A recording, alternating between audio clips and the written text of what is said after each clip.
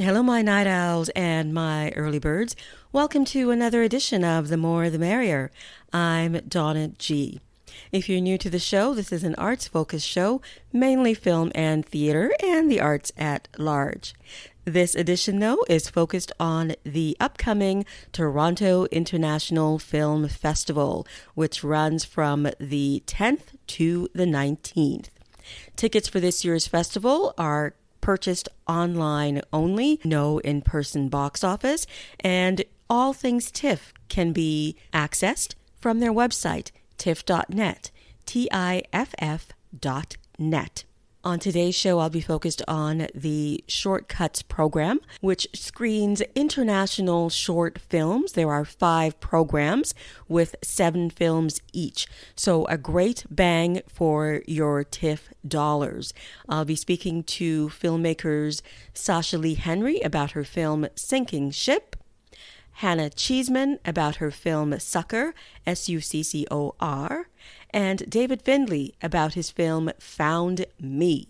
And of course, I'll have wonderful music for you, and we're going to get things started right now from the Monsoon Wedding soundtrack, which features music by Canadian Michael Donna out of Hamilton.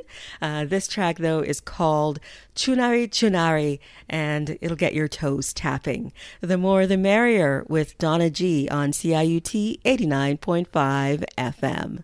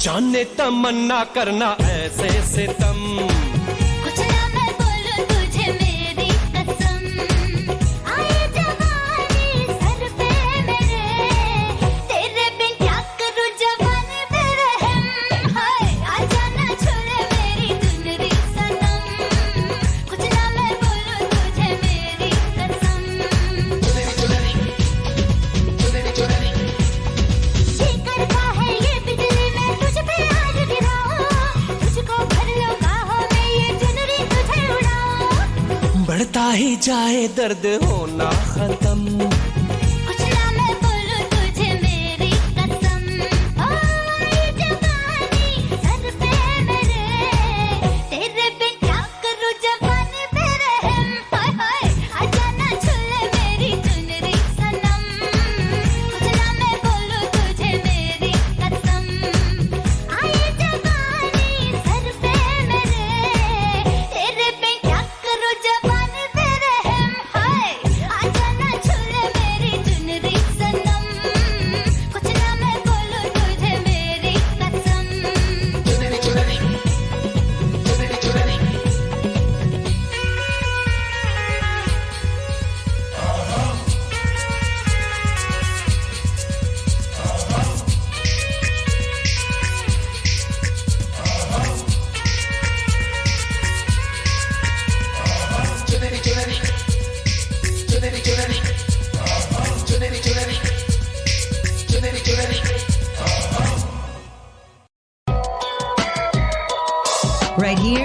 right now, every day. CIUT 89.5, the sound of your city. Sasha Leigh Henry is a writer, director, and producer. With her writing partner, Tanya Thompson, they have worked on Bitches Love Brunch, a comedic short that has played at various festivals, as well as the CBC's Canadian Reflections series. Their new film, Sinking Ship, debuts at the Toronto International Film Festival. I had a chance to talk to Sasha Leigh about her film Sinking Ship, and here is that discussion.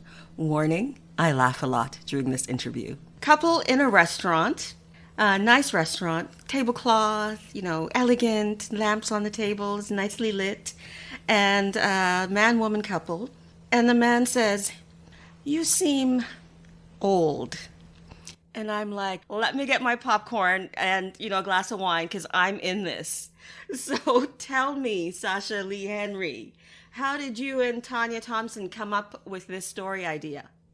Well, I have to say it really was, so Tanya and I collaborate on a number of different things. This one was really birthed out of her brain as far as the story goes. She really wanted to talk about, just kind of the changing dynamics that happen to women as they get older. And she's a little bit older than I am, which was interesting because I could feel when she started talking to me about this and saying she wanted to write a piece about it or write, a film about it. I've always felt some of the power dynamics of that come with attraction that she was talking about, but couldn't quite verbalize them, right? And, she said the reason why she could verbalize them was because she had had that experience of being an older woman, in her 40s and starting to give less fucks, and just the way that really caused people to bristle, that they really didn't like it. And then, the relationship between a man and a woman, particularly being this really interesting microcosm of seeing what that looks like as you start to get older and become more uninhibited as a woman. You talked about microcosm, but there's also microaggression as well. That's coming through this juicy dialogue in terms of, they're two very intellectual people, having a conversation. You can tell they've been together for a while and there's an openness there. But when he starts to say things like, you're attractive and you're intelligent, but, and then he tries to intellectualize the answer. And I'm like, he knows what he wants to say, but he doesn't quite know what he wants to say because he's not fully aware of why she feels unattractive to him now. It feels strange. When he's he is kind of finding the word, but it also feels weird to him of I get, this is why it is, but I do still find you attractive. So what is it then? And it's because the power exchange is so unspoken, especially in a lot of how heterosexual relationships are presented to us through media. yes. It's always the woman being demure to really get the power back and the man flexing in a particular way that we don't really talk about it explicitly. So Yes, and his definition of what romance is. Mm-hmm. And I love her clapback, I don't need that. Mm-hmm. You're right. Things that we're trying to show with it of just I was talking to something at the end of it, what we're really trying to say that she has changed and that's okay. And that doesn't work for them as a relationship anymore. And that's okay. Mm-hmm. Getting to that okayness is a bit ugly and a bit rocky as we see in it, as much as they're trying to be intellectual, the mural's really showing us what's raging beneath. But that's the end where we end that a woman can want those things and people can change. And that could mean that we're not together anymore or what have you, but that's fine. So often in those moments, we try to salvage something in a relationship and start to compromise ourselves. Compromise is cool, but if you're not on board with it, then you're really trying to force yourself to do something because of what we feel relationships should be, or what this should feel like, or what romance should be represented as. When if that's not it for you, that's not it. That's not it. So Jenny Brizard and Herschel Ando are perfect together as this couple.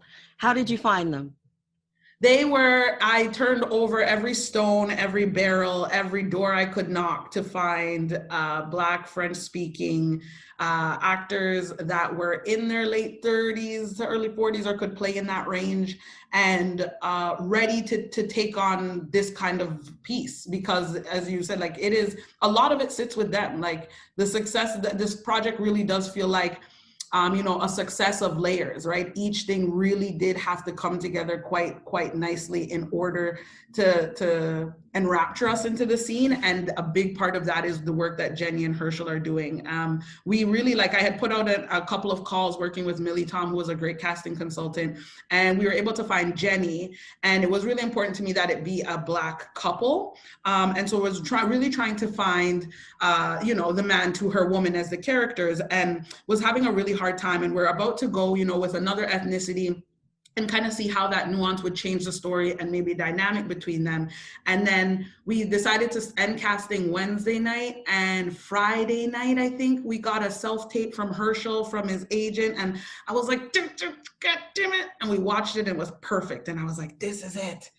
And so we made it happen and pulled it out. It was like, we confirmed him. We were gonna shoot the Monday, December 11th. And I think we confirmed Herschel just a week before. Wow. And so Jenny and Herschel, we spent a really long time rehearsing to make sure, because I knew the takes were going to be so long and I really wanted it to us to get conversation flow and not have to cut it with certain takes, that the takes were going to be long. And so we spent a lot of dedicated time rehearsing, 2 or 3 days out of the offices at the CMPA. And then Jenny, Herschel really gives her a lot of credit, and I do too, in terms of she helped bring him to that place that they're at in that relationship in the film. They spent the weekend before we shot together until we were on the phone at 11 p.m. midnight, just going through the specific notes and what could happen here and that stuff, and really baking themselves into the characters. And she really took the lead on that and took the direction I had set them up with in rehearsal and married it really between the two of them.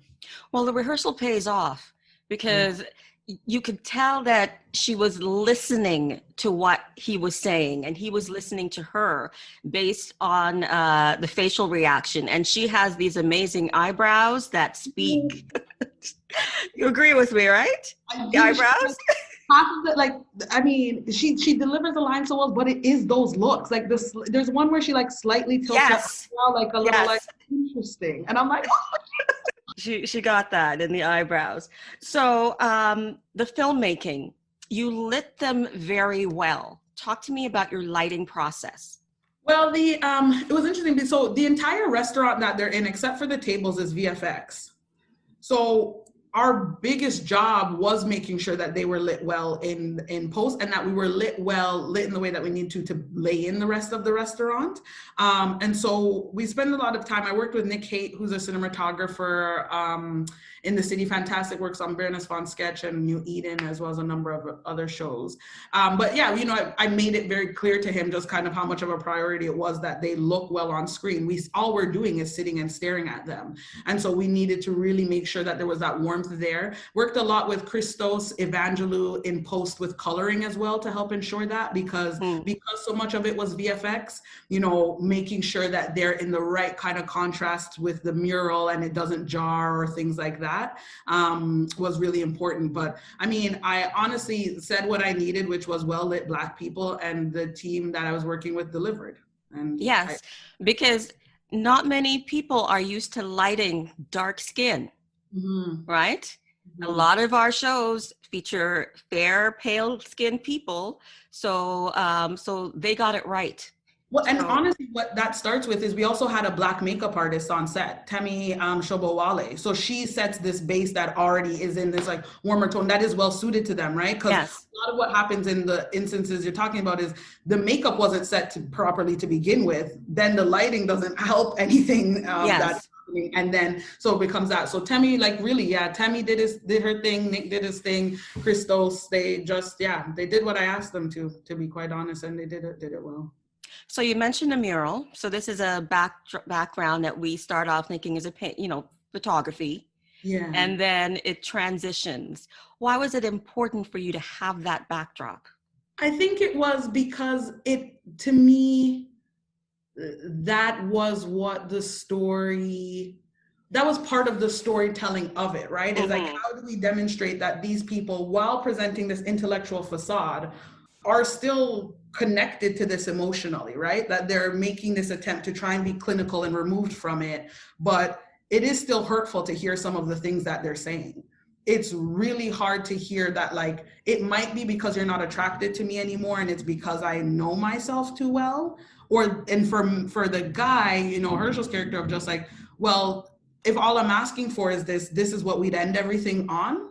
Why are you being mean now? And like, so those things are still happening and are very real. And so the mural gave the opportunity to literally to give it the backdrop and tell us what was happening under the surface, but lifting them from it a bit in the way that they were trying to be. Why did you choose black and white and not color for that backdrop? Interesting. I know that it's, you know, there's a bit of color in it. I really just liked the mood that it set it in. That even before the water starts to move, it already looks like a bit like treacherous water, or water you won't really want to just jump into for a swim type of thing. And I think, especially with it being a still and being so much of the frame that we're looking at, I needed it to be able to do some of that work, because as a brightly colored ocean, right, it might look like an inviting swim, which might be too much of a head fake, I think, for the audience, or like, you don't want to, really wanted them to be in step with kind of where we're sitting in this relationship and not feel too you know, behind the story, or like as like a gimmick had happened on them type of thing. So yeah, I think the coloring helped with that and helped ease us into the moment when it starts actually moving. So this is a different Toronto International Film Festival for everyone. How are you feeling about things being digital? I mean, I'm feeling mostly grateful. I think really, like with most things, once I started to shift of course, you know, I've been at TIFF a number of times. I was a volunteer there. I've have gone to see other films and things like that. And it's, of course, it sucks that the year that I'm in it and really get to, you know, flex all the grandness of that. It's not in person. But what this does open up is the opportunity for me as a filmmaker to watch more films than I ever normally would at the festival, right from home. Like I get to watch, you know, usually you're running from venue to venue and there's only so much you can see because you try to get here and to what networking event. So I'm really looking forward to the opportunity to like have little house gatherings with my friends, and we like, you know, myself, and I have another film in the festival that I produce called Black Bodies. And so myself, Tamar Bird, and Kelly have already planned a couple of days where we'll be at each other's houses and just like watch 3 or 4 things that we wanted to see together. And that's just a different way from, you know, doing the lineups and waiting here, and you get the text of just like, so-and-so's giving out free whatever at John and Queen. You're like, okay, I got it. That's right. So yeah, so it'll be quieter, but I think honestly, if we can wrap our heads around the events not being the focus or the glitz and the glam, but like we really are getting top of the line cinema delivered right to our door. And that is a special opportunity, really, as we're all clamoring for more things to watch every single day, and you know, feeling like we're running out, even though there's more streaming services than ever. I don't know. Yes, I know. But I the one thing I will miss though about not being able to see your film in person is taking a group of Black women to see it. Yeah. Because the talk back to the screen would have been amazing. Yes, that's actually so true. That is so true. But for all that, I'm glad that you've been included as part of the selection for this festival, because it's a limited selection this year and you made it through. So congratulations on that. And do you know where your film is going after this? I don't know where it's going next yet, but we'll keep everyone posted on my socials. And what are your socials? Give it out so people can hear. Oh, the primary one is Instagram, Sasha Leigh Henry, SashaleigHhenry, and that's where I'll post all the updates. And you can see my other film page that I share with my collaborator, and all the updates on it there. And just kind of what I'm up to in the festival with the Filmmaker Lab and Talent Accelerator. Thank you so much, and I'll keep track, because, like I said, I have to have, when this pandemic eases off, I want to have a group of people over, and we're going to have our popcorn and our wine, just like Olivia Pope on Scandal. Yes, I would love that. An Olivia Pope screening. Yeah, Yes. I'm feel free to reach out to me and we'll help make that happen. All right. Okay. Thank you right. so much, Sasha, and Thank you. enjoy your festival experience. You too. Bye-bye. Bye-bye. And that was my chat with director Sasha Leigh Henry. You heard her reference it, but I just want to let you know that Sasha is also accepted into TIFF's Filmmaker Lab and Talent Accelerator. She and her partner Tanya Thompson have a series in development with New Metric Media and Bell Media. So lots to come from this wonderful pair. Sinking Ship screens in TIFF Shortcuts Program number 5, Tuesday, September 15th, online at Bell Digital Cinema. 6 p.m. is the start time. And for more information about how to purchase tickets, tiff.net, TIFF.net. You're listening to The More the Merrier with Donna G on CIUT 89.5 FM.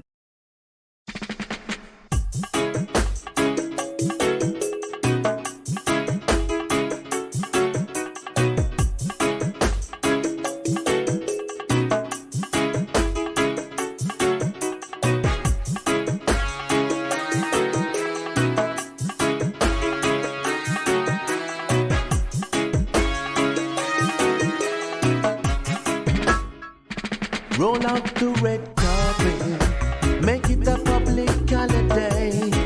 Yeah, yeah. Roll out the red carpet and salute the return of the dawn. Here comes the big timer, fresh flying from the cold. Whoa, whoa, buy out your front row ticket and come taking this reggae gold. Long time I no see you people. Long time we no rhyme. Long time we no talk about this. A long time. Long time we no ram out no session and hold no nice vibes. Down in a town with lyrics and fashion. Here I am directing live. Roll out the red carpet, make it a public holiday. Yeah, yeah. Roll out the red carpet and salute the return of the dawn. Here comes the big timer, fresh flying from the cold. Whoa, whoa, buy out your front row ticket and come taking this reggae gold. I know that you longing to see me, so let me tell you where I've been. Around the world meeting good vibes people, and all the dollars that it brings. When me and John, them no want me leave the area. This I'm saying is true. Now here comes the sweat and the jitters, to know I'm coming home to you. Roll out the red carpet, make it a public holiday. Yeah, yeah. Roll out the red carpet and salute the return of the dawn. Here comes the big timer, fresh flying from the cold. Whoa, whoa, buy out your front row ticket and come taking this reggae gold.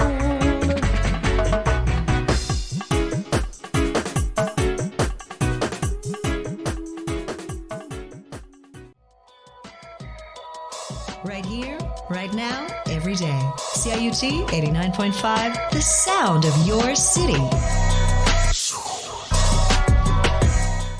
Hannah Cheeseman is a writer, actor, and filmmaker.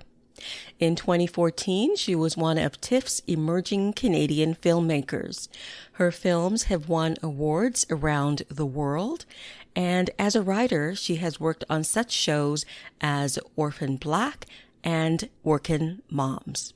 Her short film, Succor, Succor, will be screening as part of TIFF's Shortcuts program, program number 5 to be exact, which will screen Tuesday, September the 15th, 6 p.m.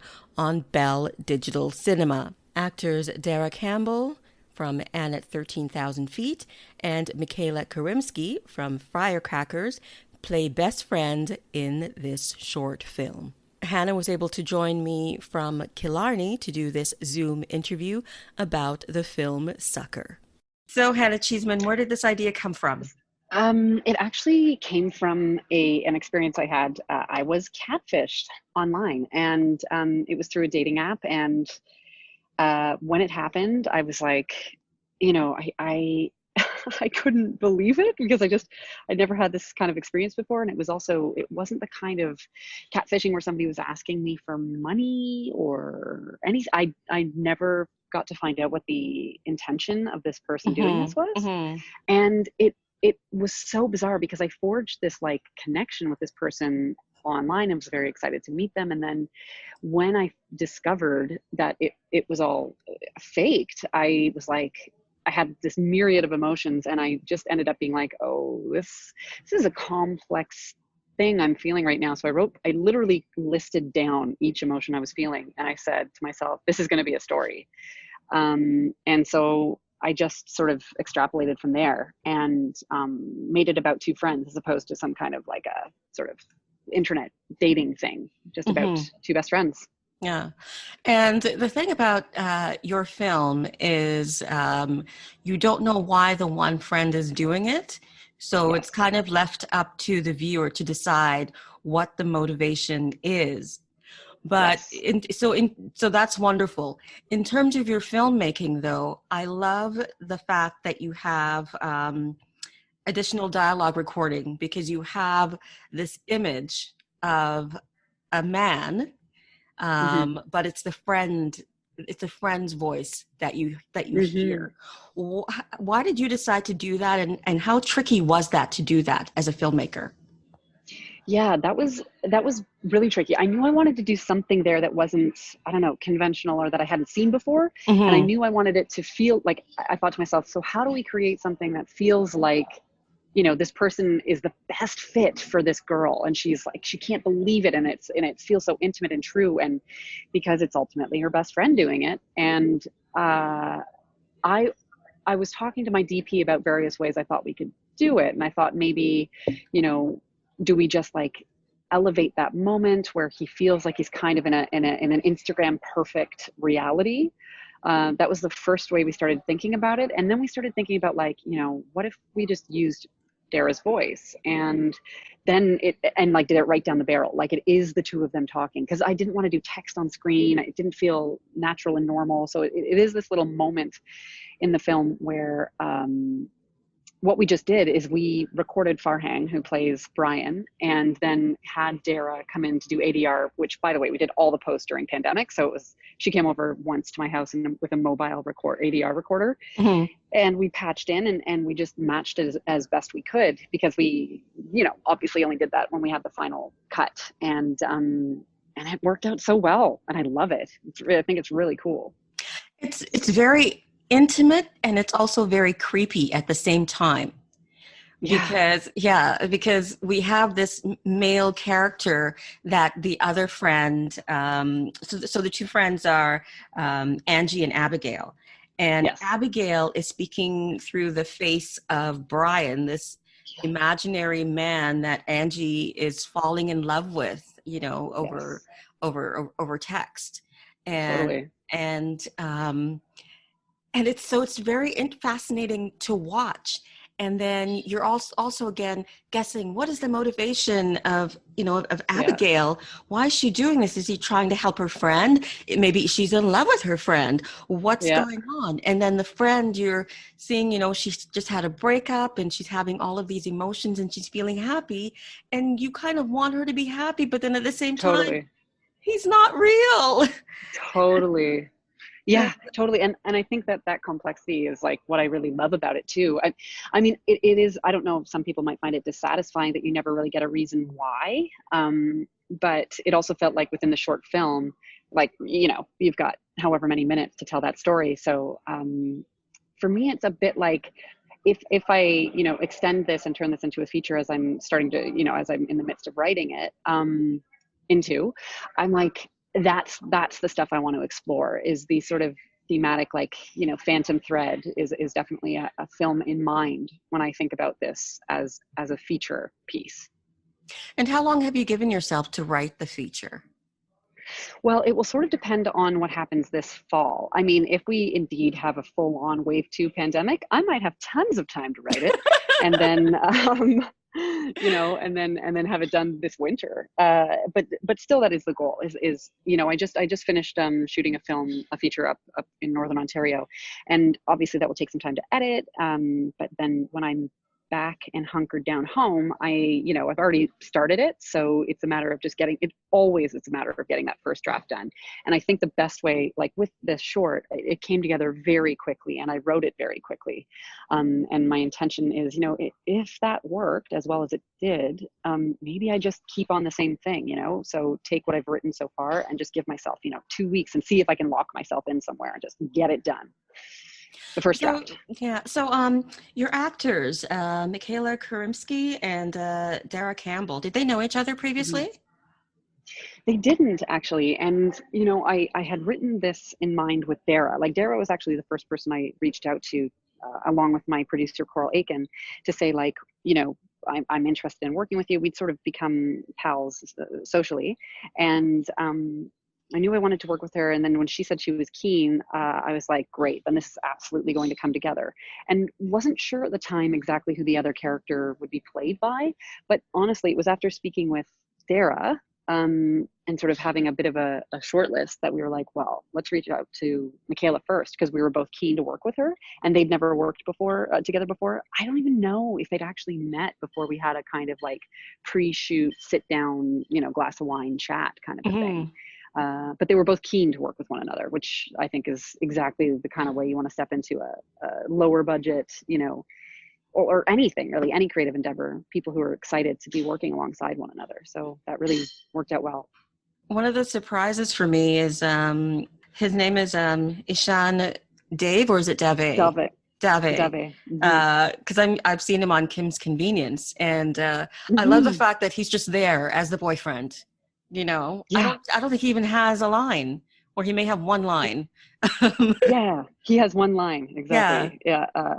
And he actually had a few other lines, but it just, when you get to editing, things change what you need. Yeah. In the film. That was a good choice to edit his additional dialogue, because I didn't think it was needed. Their relationship came through in the short film. Oh, I'm so glad. Yeah. Okay, good. Yeah, it did. It wasn't exactly the happiest of relationships, or just sort of like fumbling along. Yeah, they've been together a while. Exactly. Well, I'm so glad you read that, because the other lines had that, a little more of that, but the fact that you got it in that little beat, great, perfect. Glad to hear it. Well, this festival, I've been talking to filmmakers, and this festival is definitely different for them. How are you feeling about being included in this year's festival?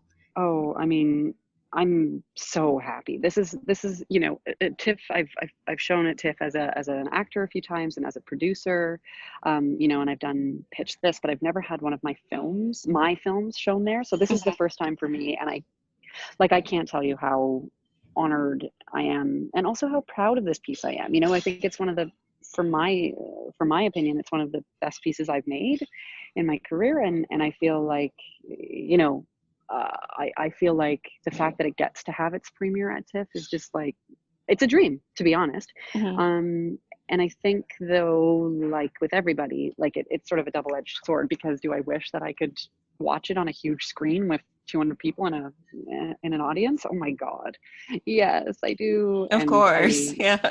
I would have loved to just see what the reaction was, when you're sitting around hearing and seeing and stuff. Yeah. But it is what it is, and rolling with it, and still going to do like a mini kind of outdoor projector party with hopefully the cast and crew. Good for you. Yeah. Yeah, that's the plan. So it's still great, but I do wish I could do the traditional thing. But you never know. That may be coming in the future with say the feature of this or something. That's what I was going to say. Maybe the feature will end up at TIFF. Exactly. That's the hope. So staying positive about that. But even if it is this weird moment in time, that there's also fewer films selected. So I have to say, I feel like particularly honored in that sense too. So, you know, it's great. And at the same time, too bad that we don't get to do our, you know, hugging, drinking, hanging with all the other filmmakers and people involved. Virtual hugs. Yeah. Virtual hugs. It's the name of 2020. That's right. Virtual hugs. Hannah, thank you so much for joining me today and to talk about your film, Succor. Thanks so much, Donna. I appreciate it. Bye-bye. Bye.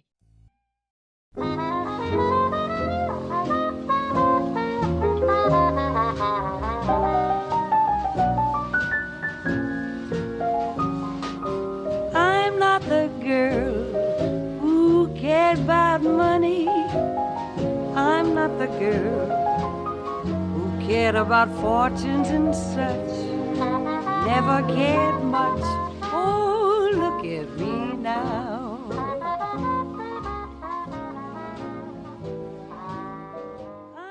You're listening to CIUT 89.5 FM. This is Donna G. The more, the merrier. And at the end of this track from LA Confidential, you'll hear my interview with director David Findlay about his film Found Me. I never knew a rhinestone for rubies. I never knew a mink from a sable or seal. Ponies from real. Oh, look at me now. Got a new man. What a man. He's no handsome Merrill Flynn. I like his face and his bank is Chase. $500,000 ain't 10. So I'm the girl, long for a cottage. So I'm the girl who's got an estate with a gate. I'm doing great. Oh, look at me now.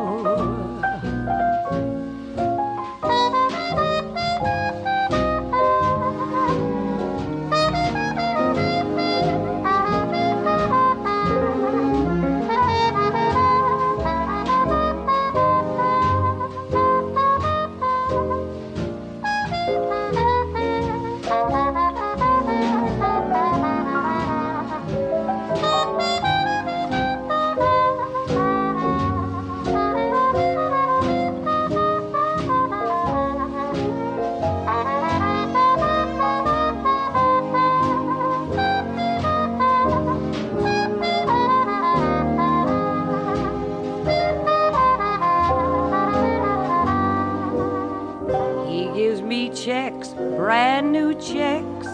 I've got more than I deserve. I sleep till 2, then what do? Pour the wine and serve the hors d'oeuvres. Oh, I'm the gal who's married to Wall Street. Yes, I'm the gal who's worth about 500 G's. At which don't sneeze. Oh, look at me now. Oh, look at me now.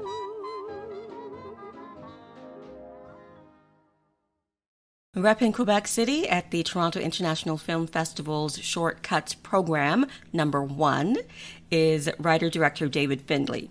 His short film, Found Me, screens as one of 7 films in that program, which runs Friday, September the 11th, 6 p.m. It is a digital screening, and you can purchase your tickets at tiff.net, TIFF.net. I had a chance to have a quick chat with David, who was out of town at the time. This is a Zoom recording that we did. So here is David Findlay talking about his film, his sort of routine guy who turns into something a bit different. Here's that discussion. David Findlay, you are the writer and director of this film, Found Me. And where did the inspiration come from for this film? Well, I'd say it came from 3 different things, actually. 2 years ago, I stumbled upon the very odd world of underground wrestling of Quebec City, which is where I'm from. Just by pure accident, just kind of walked into this community center at night that had no signs, no lights, and I opened this door and there was, like 300 people cheering and going wild for this wrestling, and it just really struck me. And where before, maybe I didn't know anything about wrestling, and maybe naively I thought like, oh, what, like these people think it's real? Like, so silly. But very quickly I got that, no, everyone's very much on the same page, but this sort of collective shared, this collective suspension of disbelief is just really sort of held super high, and the energy is just so intense. And so that just really stuck with me. And then the main actor in the film, Michel Poudrier, Mitch, it's just a good friend of mine for the last 15 years, and it's his first film. He's never acted before. And I just always, knowing him personally for so long, I knew just his mannerisms, the way he is, I thought he'd be so great. And I just, for the longest time, I didn't know how or where or when. And so, I had these two things sort of, marinating for a little while. And then last year, this band that I love, Men I Trust, came out with a new album, and that's where I heard the song Found Me. And it just totally captivated me. And all of a sudden, I was just kind of flooded with all these feelings and all these sort of images, and that was kind of the catalyst, and that's where it all came together to make this sort of very odd portrait of a young man who's kind of searching for himself and eventually becomes obsessed with the idea of becoming a referee of all things in this wrestling league. Yeah. So you have this friend who's not an actor. You have this idea for, a wrestling script, underground wrestling script, and you have this song. So I'm going back to the friend and thinking, how do you ask your friend who has never acted to be in your film? Yeah. Gosh, how did I do it? I guess I always had him in mind for like a year before that and just never mentioned anything. And I think we were at a wedding and I saw him like perform this sort of song and I thought like that confirmed to me like, oh yes, he could completely 100% do it. And so I kind of, before there was a script, I wrote this long treatment with images and references and largely much more about the kind of vibe and mood of the film than the story itself. But yeah, a description of the narrative. And I sent that to him and I said, hey, I thought of you. In my treatment, the character's name was Mitch as well, like his own name, and sent it to him and we got on a call, but immediately he said, this scares me to death. Yes. But I'm in. But I'm down to do it.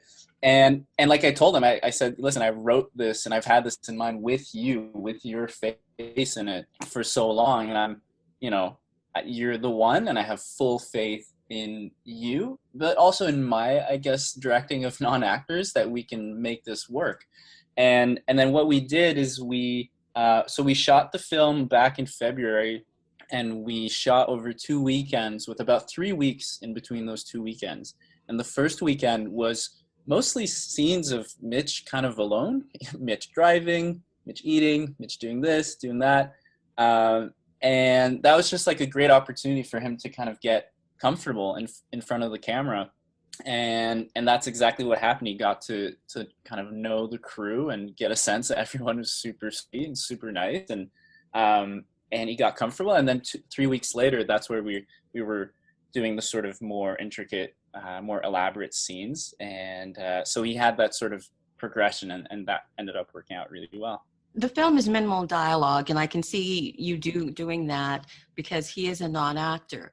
But he's also in scenes with a room full of people later on in the film. So how did you coach him into accepting that? It's so funny because I honestly, and I've been asked this before actually, like, oh, there's no dialogue. Was it something that you sort of self-imposed on yourself? And no, it just happened naturally. Actually, for so many of the scenes, like there's a scene that Mitch at the office and he's kind of giving a little presentation and then he's at a bar getting drinks with friends. There's a scene where he's doing karaoke, and the improv that he did for so much of it, and in the film it ends up being like a 2-second, 3-second scene, right? The film is made up of all these very short scenes. He was actually incredible, and it's so funny because a lot of the supporting actors are real actors, and throughout the shoot, Mitch was given by a few actors like cards from agents, like, hey, you should call my agent. Well, like, he has a great, really good. He has a great face. Yeah. He has a great face. So tell me about the wrestling scenes. Wrestling scenes were as complicated and tricky as you can imagine they were. Okay. Basically, so we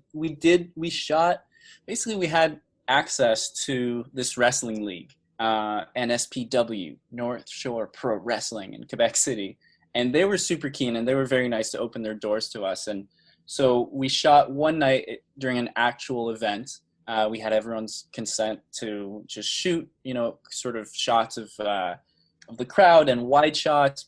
And then later, 3 weeks later, we sort of created our own scene. And what we did is through the community of avid wrestling fans, we sent out this sort of casting call for extras, and 50 people showed up for a Sunday morning just to be in the crowd. And honestly, and they were keen, but also not the most patient. So we do like a scene leading up to the start of the actual wrestling, and then I'd call cut, and then I'd get people with me. You came here they don't get it. Yeah. So that kind of added to a bit of the pressure of it. Yeah. But all in all, it added to the atmosphere of it, and I think it infused the scene itself. And honestly, we shot that on the last day of the shoot, where Mitch is the referee, and he's, really doing it with gusto and verve, and he's really killing it, if you will. And I remember it was such a technically complex scene to get, just with the camera and with the extras, with the action, something I personally had never done before. And once it was all over, I remember thinking like, whoa, I feel like I didn't give Mitch any direction, and it still worked, because now I can think like, oh, it would have been a real nightmare if all this was going on and I wasn't getting what I needed from him, and I had to sort of think like, okay, what sort of direction or Jedi mind tricks do I need to do for him to like get to that place? And he was just there by himself, fully, not by himself, I mean, I was there, but just he was able to get there himself fully, for this finale of the film. And, because leading up to this scene, building a film like this, it's like a house of cards, everything's working, okay, we got this, but if the last scene doesn't work, then the whole deck of house of cards falls apart. And at the end, he exceeded all my expectations, but at the same time, I just had this faith in him that he could do it just from knowing him for 15 years. And I was right. He did well. He did it. So what is this festival going to be like for you? Yeah, so I had the great privilege of producing 2 short films in the past that played at TIFF. Right. And this is my first time as the director at TIFF, which feels great. So I kind of know what I'm missing out on, which is a bummer. Yeah. But it's okay. Honestly, I made this film thinking, I'm just going to release it online for free by the end of the year. I just want people to see it. And I sent it to TIFF without telling my producers or anyone, just knowing it was such a long shot and they don't take many films. And, right. And especially this year. Especially this year, yeah. And when I got the news back, it was really, really nice news. And it is a bummer that we can't kind of all go to Toronto and celebrate the film together.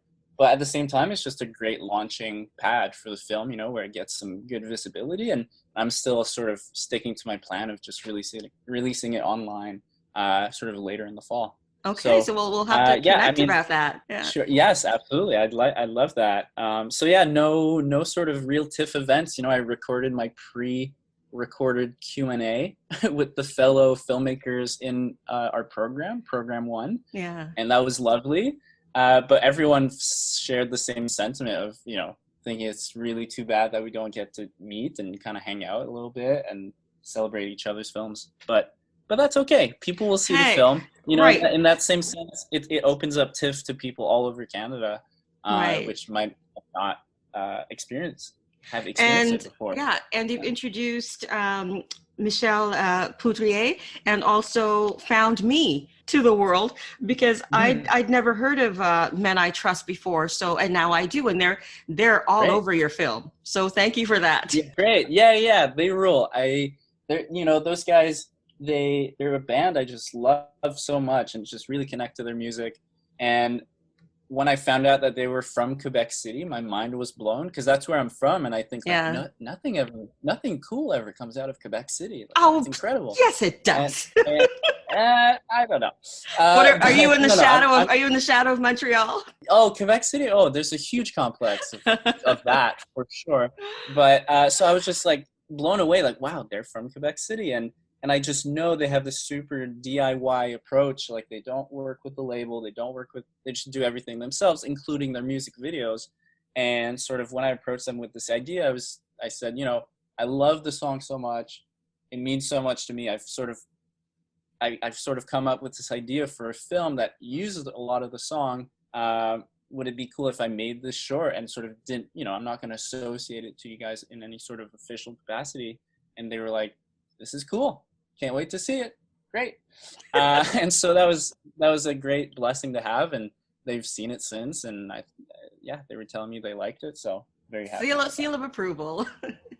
David, thank you so much for joining me and talking about Found Me, screening at this year's Toronto International Film Festival. And I'm going to definitely be in touch about Reykjavik. So that's just a teaser for the audience, what to think, what's happening in Reykjavik. So we'll talk later. Perfect. And thank you so much, David. Thank you, Donna. Have a nice day. Bye-bye. Bye-bye. The Toronto International Film Festival runs from September 10th to the 19th. It is primarily a virtual festival with screenings online. There are some screenings at drive-ins and limited access to the TIFF Bell Lightbox. But for all things TIFF, www.tiff.net. I hope you've enjoyed my interviews with Shortcuts directors, all from Canada, but this is an international program, just as a reminder. Sasha Leigh Henry, Sinking Ship. Hannah Cheeseman, Succor. David Findlay, Found Me.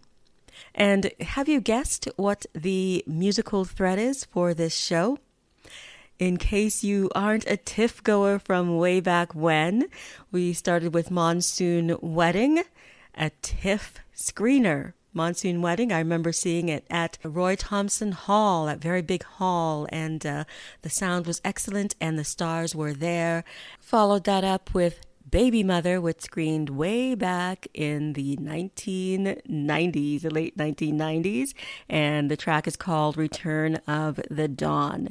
Then you heard the track from LA Confidential, yes, a TIFF premiere. And that film with Kim Basinger and David Strathairn. Leaving you now with Bend It Like Beckham and Hot, Hot, Hot.